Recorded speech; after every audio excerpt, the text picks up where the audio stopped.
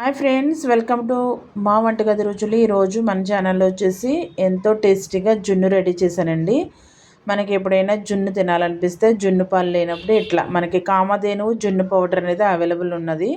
So దాంతో మనం చాలా టేస్టీగా ఈజీగా జున్ను చేసేసుకోవచ్చు.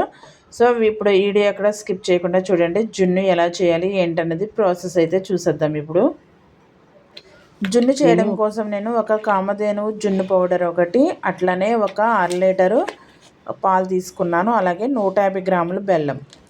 సో మనకి ఒక జున్ను పౌడర్ ప్యాకెట్కి 1/2 లీటర్ పాలు అలాగే 150 గ్రాముల బెల్లం అయితే కరెక్ట్గా సరిపోద్ది. కావాలంటే మనకి ఆ ప్యాకెట్ మీద డీటెయిల్స్ కూడా రాసి ఉంటాయి, ఒకసారి చెక్ చేయండి. సో ఇప్పుడు నేను ఈ 1/2 లీటర్ పాలు గిన్నెలో అయితే తీసేసుకుంటున్నాను. గిన్నెలో తీసుకుని ఇప్పుడు ఈ 150 గ్రాముల బెల్లం కూడా వేసేసుకుని ఇప్పుడు మనం ఈ బెల్లం ఎక్కడ ముక్కలు లేకుండా ఈ పాలలో మొత్తం కరిగిపోయేటట్లు బాగా కలుపుకోవాలి. సో మనకి ఎక్కడ చిన్న ముక్కలు కూడా లేకుండా బాగా కలిసేంత వరకు ఇలా కలుపుతూనే ఉండాలి. మనము అలా కలుపుతూ ఉంటే ఆటోమేటిక్గా బెల్లం అనేది మనకి బాగా కరిగిపోద్ది. సో ఇప్పుడు మనము ఇలాగా కరిగిన తర్వాత మనం చూడండి, ఇంకా కొంచెం అక్కడక్కడ ఉంది, పర్వాలేదు. సో ఇలా ఉన్న తర్వాత మనము కామధేను జున్ను పౌడర్ ఉంది కదా మనకి, ఆ పౌడర్ అయితే మొత్తం వేసేసుకుందాము. మొత్తం ఒక్క ప్యాకెట్కి 1/2 లీటర్ పాలు కరెక్ట్గా సరిపోతాయి ప్యాకెట్. సో ఇట్లా కరెక్ట్గా ఈ మూడు కూడా ఈక్వల్ మెజర్మెంట్లో తీసుకుంటే సరిపోద్ది.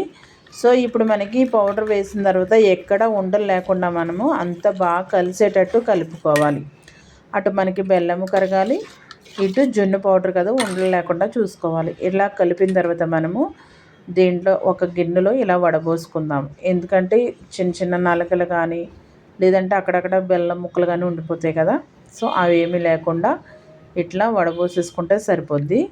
సో నేను ఎక్కడైతే ఇలా వడబోసుకున్నాను, లాస్ట్ చిన్న చిన్న ఇసుక ఉంటుంది అందుకే అలా ఉంచేసిన. సో ఇలా వడబోసుకున్న తర్వాత మనము ఇది పక్కన పెట్టేసి ఇప్పుడు మనము దీంట్లోకి ఒక 5 నుంచి 6 ఇలా మీకు ఎన్ని కావాలంటే అన్ని మిరియాలు తీసుకోండి. ఒక 3 యాలకులు ఇలా దంచుకొని మనము ఇందులో వేసేసుకుందాము. మనం ఫస్ట్ ఆ మిశ్రమం అంతా వడకెట్టిన తర్వాతనే ఇవి వేసుకోవాలి. ఇవి వేస్తేనే మనకి జున్ను ఫ్లేవర్ అనేది బాగా తెలుస్తుంది. ఇప్పుడు ఇవన్నీ బాగా కలిపేసుకుని ఇప్పుడు మనం మూత పెట్టేసుకుందాము. ఇలా మూతున్న బాక్స్ తీసుకుంటేనే బాగుంటుంది. సో ఇప్పుడు నేను ఆల్రెడీ స్టవ్ మీద వాటర్ అనేది బాయిల్ చేసుకుంటున్నాను. చూడండి, వాటర్ బాగా మరిగింది కదా. సో ఇప్పుడు ఈ వాటర్లో ఆ బాక్స్ని పెట్టేసుకుందాము మనము. లాస్ట్ అంటే అడిగిన చిన్న ప్లేట్ లాంటిది వేసి నేను ఈ బాక్స్ పెడుతున్నాను. ఈ బాక్స్ పెట్టేసి పైన మూత వేసి కవర్ చేసేసి ఒక 35 to 40 మినిట్స్ అలా ఉంచేస్తే మనకి ఎంతో కమ్మగా ఉన్నాయి జున్ను అయితే రెడీ అయిపోద్ది.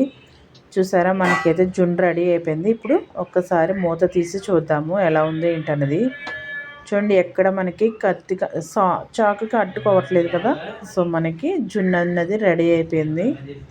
సో ఇప్పుడు దీని కింద దించేసుకున్నాను. ఇప్పుడు పూర్తిగా చల్లారిపోవాలి మనకి. ఇది పూర్తిగా చల్లారిపోతే మనకి తినడానికి బాగుంటుంది. చూసారా, మనకైతే పూర్తిగా చల్లారిపోయింది. మెయిన్ ఈ జున్నులో కొంచెం వాటర్ వస్తే చూడండి, అదైతే భలే టేస్టీగా ఉంటుంది. వాటర్ చాలా బాగుంటుంది. చూసారు కదా, చాలా సింపుల్గా అయిపోయింది కదా జున్ను. సో మీరు కూడా డెఫినెట్గా ట్రై చేయండి. ట్రై చేసి మీకు ఎట్లా వచ్చింది అన్నది కామెంట్ సెక్షన్లో చెప్పడం అస్సలు మర్చిపోదు. ఎంతో టేస్టీగా కమ్మగా ఉండే జున్ను రెడీ.